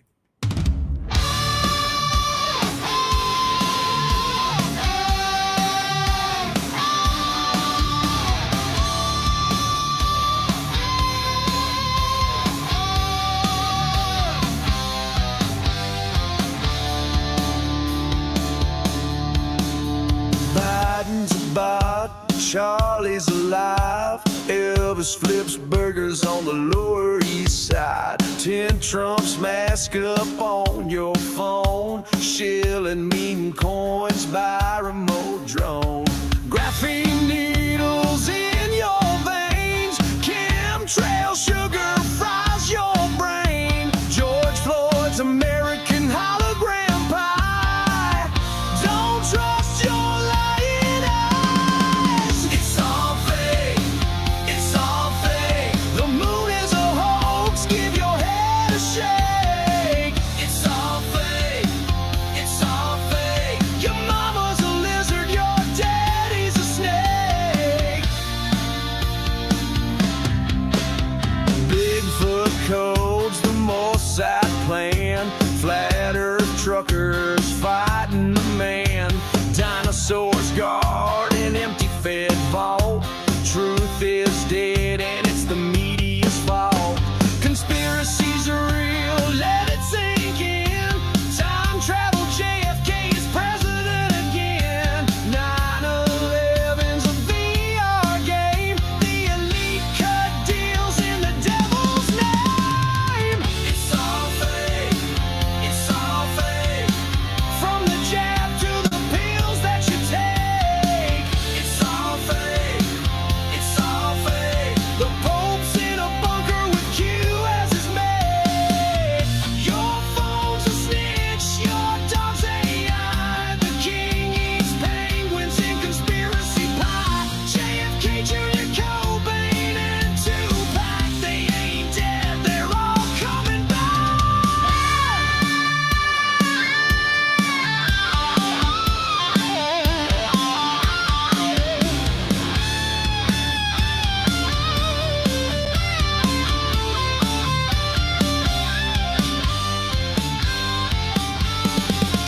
It's all fake. It's all fake. Every headline, every handshake. It's all fake. It's all fake. FBI, CIA, KGB, ABC. Are you awake?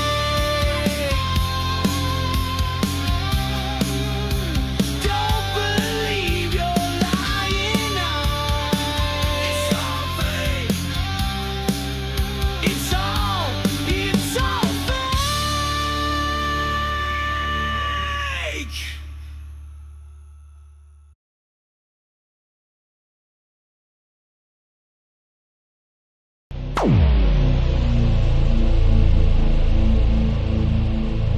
This has been a Maverick Multimedia production.